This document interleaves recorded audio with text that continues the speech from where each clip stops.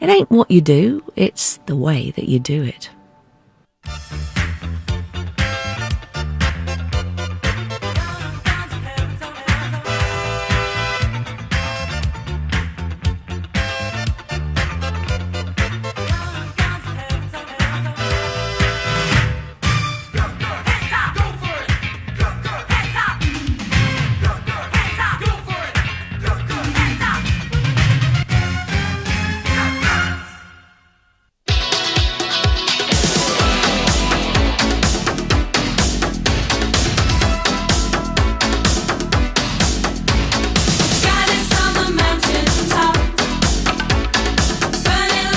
We never took ourselves too seriously. We never said, look, we're gorgeous, we're great singers, we're great dancers. I mean, we just said, this is it, take it or leave it. You either like us or you hate us. She's got it. Their success was beyond anybody's wildest dreams. They become the biggest girl group in the world, bigger than the Supremes, and had the most hit records in the world. That is no mean feat.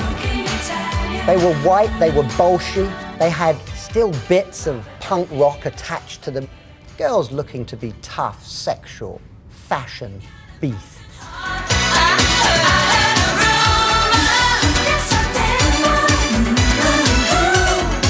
They were impossible. They were a brick wall.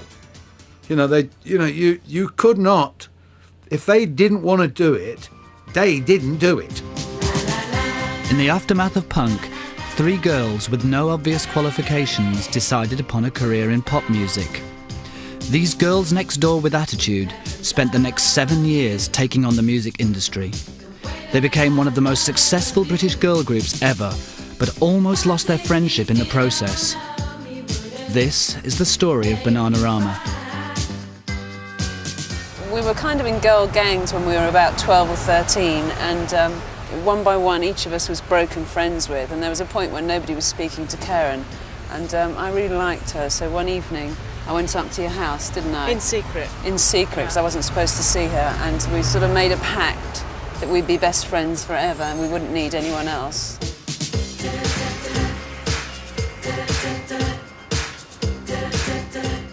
As soon as I left school, I left home because I wanted to start living, and I really felt like I was sort of living in this suburban, grey kind of tomb.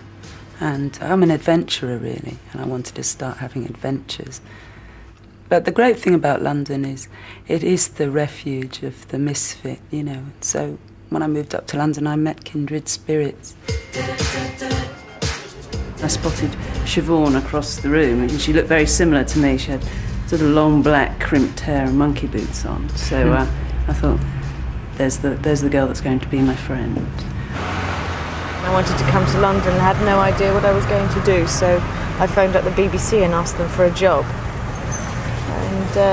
And she went all dressed up to the interview, and they said, we've got a right cracker starting, didn't they? And then I had my hair cropped. And dyed purple. And didn't look a cracker again for a long time. Until this day. So I came up with my mum to find somewhere to live. My mum had phoned up the YWCA and got me a space in a room there, a shared room. I got Sara a place afterwards because she moved up about a month later to go to college.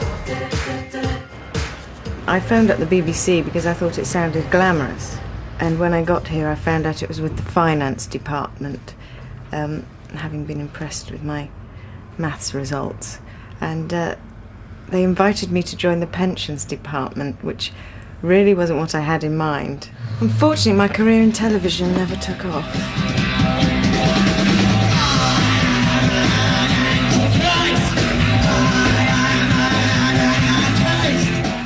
Karen and I bumped into Paul Cook in a club, and we were living at the YWCA at the time, and one Sunday morning we got this message over the tannoy. And she did. That's glamorous. Because men weren't allowed past the front Paul hall. Cook's in reception. We thought, what, Paul Cook from the Sex Pistols? And being sort of ex-little punks, we were like so excited. And we ran downstairs, and there he was. And when we actually got thrown out of there, he had a rehearsal room in Denmark Street where the Pistols used to rehearse, and said we could go and live there. Very smart. Very swish now, isn't it, sir? The courtyard's cleared up. Cool. God, so different. Oh, look at the rehearsal room. This was all cobbles. Hang on. Hang on. It's still here. It's still here. But look how clean it is now. We lived here for a year and this was all we had. never flushed. I don't think that's more information than we needed to know, Sarah. This was the rehearsal. It's still here. There were no windows here. No windows at all. And it was just black. It was just a black padded cell. Originally, I think.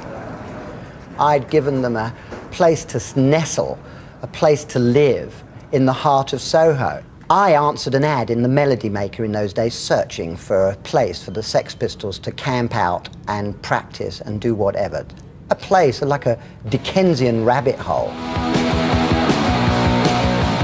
When the Pistols split up, Paul Cook and Steve Jones formed a band called The Professionals, and they used to rehearse in there, and we used to go down there and just rehearse with them. They'd allow us to do backing vocals. Yes. And then taught us a couple of guitar chords so we could play along with a couple of the tracks that they did. But, I mean, that's where we kind of got the idea of Bananarama from. Just sort of doing backing vocals, and Paul sort of suggested, why don't we get a group together? So that's what we did. Yeah.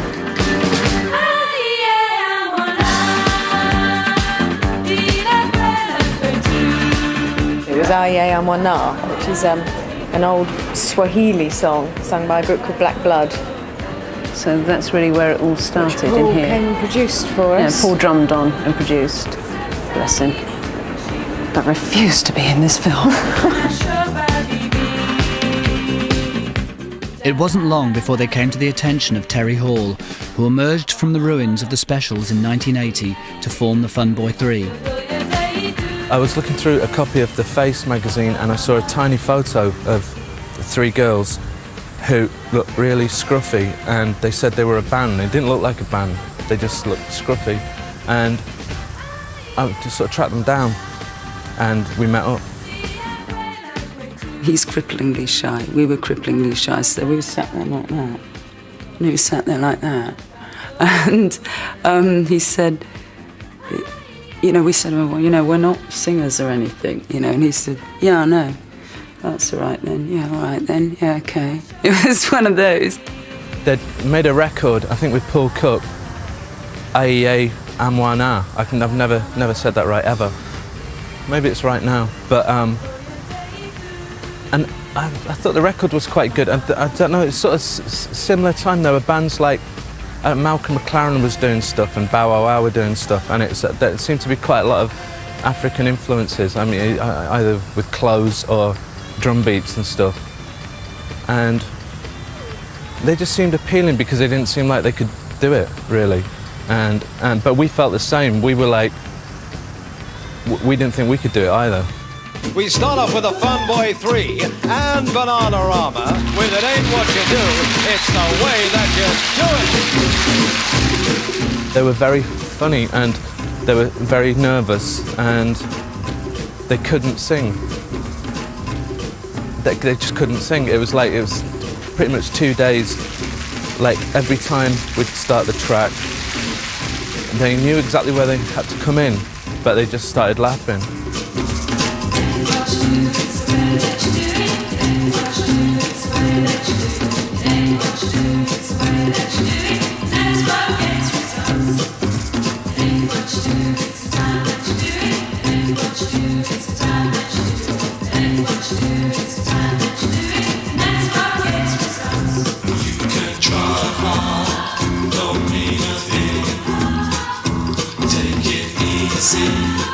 He liked the look of us. He liked our shoes. Moccasins. Yeah. He did. Yes, he did. He liked our moccasins. Style's a very important factor if you're going to be in a pop group. Yeah, You moccasins and check and shirts. Karen had I a root did perm have a at root that perm.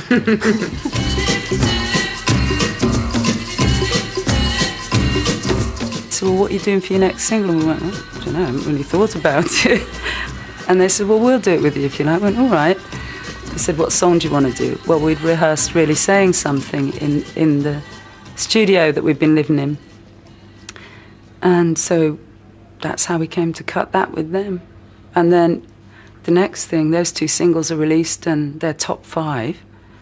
And we're suddenly sort of in every pop magazine every week and, you know, on top of the pops all the time, but we're still on the dole. And and when, you know, but very recognisable, and having to don headscarves to go and sign on, you know. It's funny. He walked me to my door. I agreed to see him once more. Oh yeah. Ain't like it may not be it, but he moved me tremendously. Although he was full, my heart he stole. He was really. This is Babington Court, where we lived in the early 80s for about 3 years. The scene of the writing of our first album and the start of our career almost. Yes. When we hit the big time, wasn't it? Yeah, we'd sort of fly off club class to America, stay in fancy hotels and come back here, run our fan club from our front room, managed ourselves, and we were still signing on because we hadn't got any money.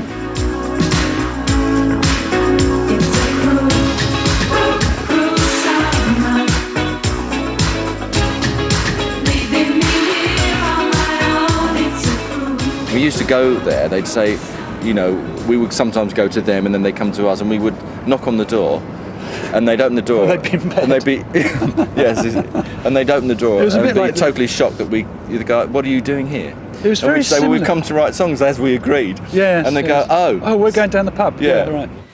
And then Nick said to us one day, well, Malcolm McLaren wants a meeting with you. We went, oh, brilliant, okay, because we were a fan of the Pistols. I think I asked them the question, you know, what is it you want to be? You want to be like the Slits or something?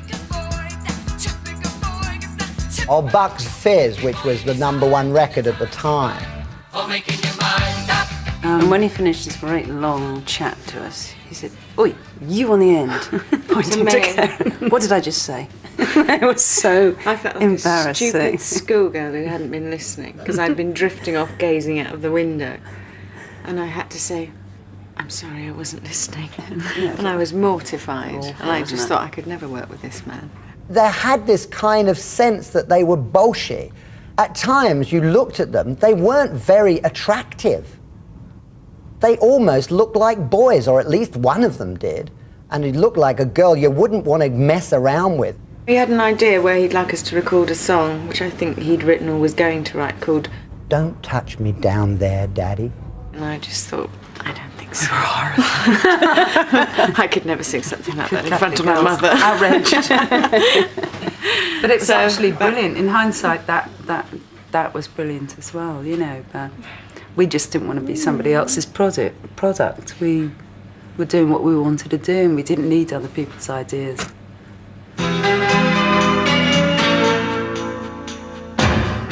It wasn't only Malcolm McLaren's advice that they didn't take. Complete nightmare. They could never agree about anything. Well, they would argue about just about everything, but they had a funny way of doing it. They would kind of get all sultry and look at each other, but they wouldn't actually argue out loud, you know. They'd all kind of disagree, and then somehow or other, you know, one of them would assert their authority, usually Siobhan, you know, and that would carry the day, and the other two would then grumble away for the next, you know, day or something like that. They could never, I mean, photographs were just a nightmare. We used to do all these photo sessions, right? And they would spend hours and hours and hours looking through these photographs, and invariably they would all pick 4 different photographs, couldn't agree with them, and they would always be absolutely the worst photographs in the whole session. Yes, come on. Oh, it's open. Yeah, because we wanted to pay for it, didn't we? Yeah. That was my boyfriend who snapped it. Oh, Karen. My bedroom. Karen's bedroom. So if you had guests around and they wanted the toilet, if it was your guest, you had to go and get your toilet roll out.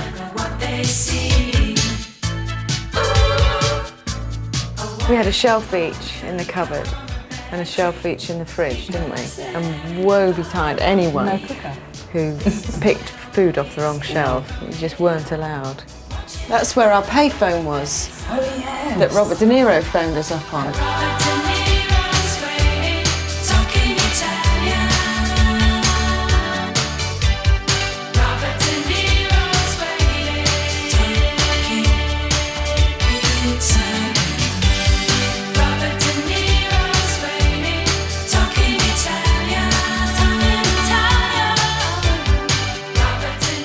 We met him, where did we meet him in Kettner's? Remember he knocked on the window? We didn't know who it was. Bubble hat and glasses on. Looked like Benny from Crossroads. If that's not dating me. It is. Don't come any closer, I don't wanna feel. You're giving me touching, but nothing's for free. I never want this to happen to me. Don't try to change me, you're wasting your time. Now I got something. At that time, when they said, right, go in and do a single, we'd go in, do a single, and within a week it was in the charts. That was the way it seemed to be in the 80s. I don't know why. There was this sort of... That's because we knew what we were doing in the 80s. Oh, Foggiest idea what we're doing now. Yeah, right. But so, you know, I mean, it seemed so easy. The way they sounded like Bananarama was the three voices blended together, and you took one out, it wasn't the same. You took another out, it was never the same. They just had this kind of like magical sound. I mean, people have tried to do it since and failed, you know. It was a sing-along. Yeah. You know, it was a... But they had attitude, though. Yes. You know, you could hear there was something, some strength in there, you know. There was a sense that they always had of keeping control of their own destiny. They never wanted to be styled or told what to do, and they were never prepared to be styled or told what to do. So the arguments of the record company created a tension, but it was never, you will do this, you know. Nowadays, you always get the impression that groups really they do what they're told. You know, they're put together by managers, they're put together by record companies. But Bananarama were nothing like that. These were three girls who came out of the do-it-yourself punk ethos and were very much determined to keep control of what they did. And they did that. By 1984, Bananarama had 6 consecutive hits, but their next 3 records didn't make it into the top 20. It was time for a change of direction. Everybody here was like, well, we don't want to do Bananarama. And of course, for me, it was like bread from heaven, because it was almost like asking me to produce the Supremes, because to me, they were my favourite girl group. The whole point that reason they'd come to us, which we did not become apparent till we'd actually made their first record, was because we had made Spin Me Round for Dead or Alive. And they were huge club fans by the time that we started producing Bananarama. I mean, they were never seen as a club band before, but certainly by the time that they came, we were sort of underground record producers at that time in the gay club scene. The Dead or Alive, yeah, and Dead or Alive. You Spin Me Round. And that was kind of like high energy, and we'd never done that before. That's what we want to do now. And we just absolutely loved it, and it had this massive adrenaline rush. She's got it. Yeah, baby, she's got it. I'm your Venus. They wanted it to sound like Dead or Alive, and of course what you're suddenly adding, you're adding campness to campness, because it's about the goddess of love. So they appear in the video as the devil in red leather. Yeah, right. We're not going to be, you know, they've just gone the archetypal gay video of all time.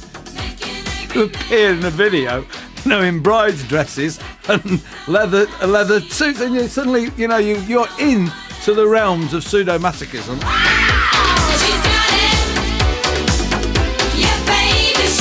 And we did it all for our own amusement, really. And it caught on in a big way, particularly in all the gay clubs.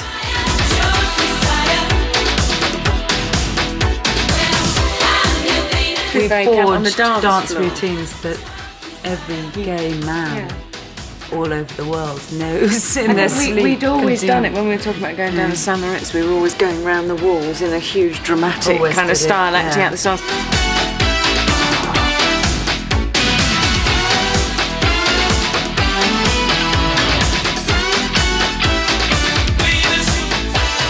course, wherever you go in the world, you know, it is the gay friends we'll meet that are very, very affected by what we did and really excited to meet us, and it's really flattering.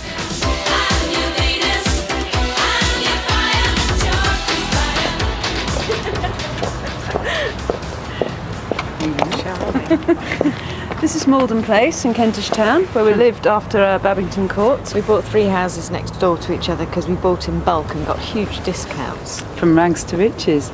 I mean, finally we were getting paid for what we were doing. And were you getting on at this time? Kind of, and not really. It was the beginning of the end. Doors. No. No, it was the last resort. It was. We always used to drink round the pub in the Malden Arms every night, and that was Ken and Elaine. a bit of a ritual.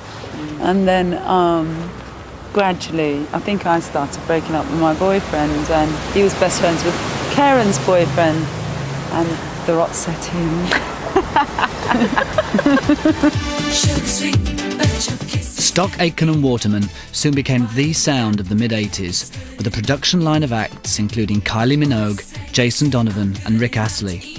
While Bananarama battled to retain their identity, cracks soon began to show in their personal relationships, and increasingly between the girls and their now famous producers. When you made a track with them, they would tell you what they didn't want before you started. So we don't want any of that Stock Aitken Waterman stuff in here.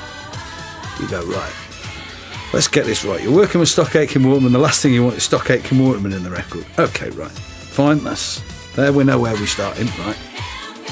We don't want to mention the word love. Of any, you try and write a song that's not got the word in love. I mean, it's like instantly you dry up. And we spent hours, I'll never forget, it was a Sunday. We spent all day trying to write a song without the word love in it.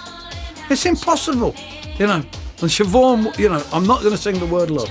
So you're trying to write about molecules. Well, there's not a lot you can write about molecules, really, So, you go back the next day on the Monday, we say, wait a minute, you can't do this. So we sort of agreed not to write the word love, but we could sort of intimate love. So that sort of loosens it up. And then before you know where you are, writing songs about love, of course. But because, love in the first degree, it's got the word love in the title. But for some unknown reason, Siobhan looked the other way at that point.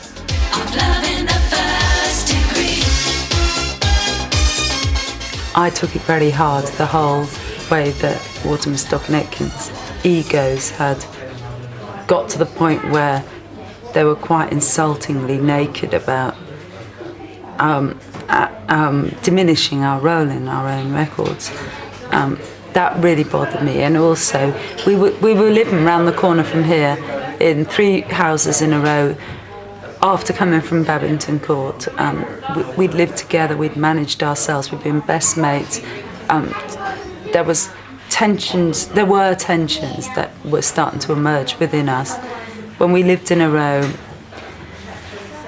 those tensions didn't go away. It was still, when you're in a band, it's like being married, and in the sense that not only are you emotionally involved, but you're creatively involved and you're financially involved. And so Sara and Karen were my whole world and had been for years and years and years, and I was theirs, and so it caused us all to sort of, spontaneously combust in a way,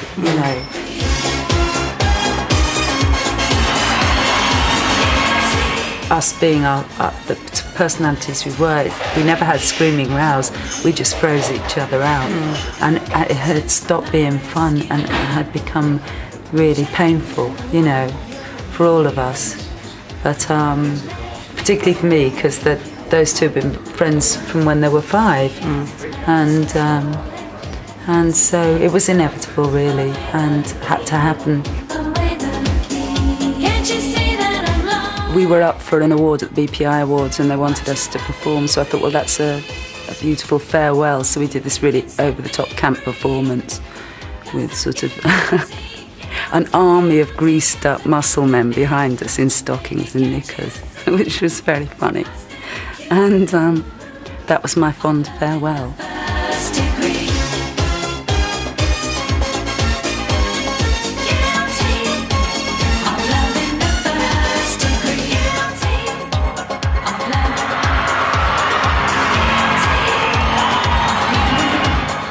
considered continuing as a duo, which we do now. But I think the record company, they saw, the whole visual thing was like 3 people. So they felt we needed a third person. So we kind of bowed to that. Nathan Jones, you've been gone too long. Nathan Jones, you've been gone too long. If a woman could die of tears. I went into it totally unthinking and, just threw myself into it. It was actually a very difficult thing in retrospect to replace Siobhan in the first place, which, she was a lot of people's favourite banana. And I didn't know that. And every interview, wherever you were in the world, it would be about Siobhan and how I felt about joining the group. And I was always the new girl. Right up until the very last day, I was always the new girl in the group. I could never get over that hurdle. And I always felt a little bit tacked on the end.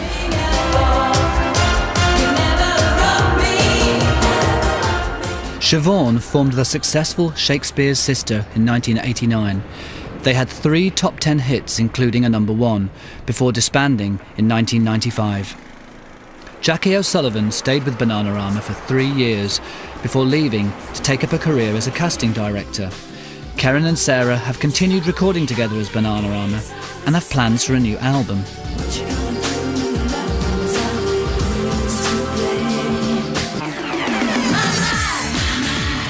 The 3 original Bananas were reunited in 1997 for a special television recording of the alternative Eurovision Song Contest.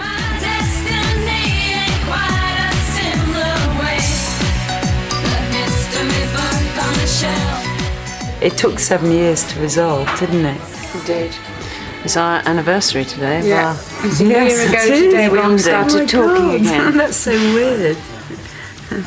Yes, it was a year ago. Well, it's my birthday today. And a year ago, I finally felt... It was time to let us It was time. It was time to reunite as best mates, if not musical partners.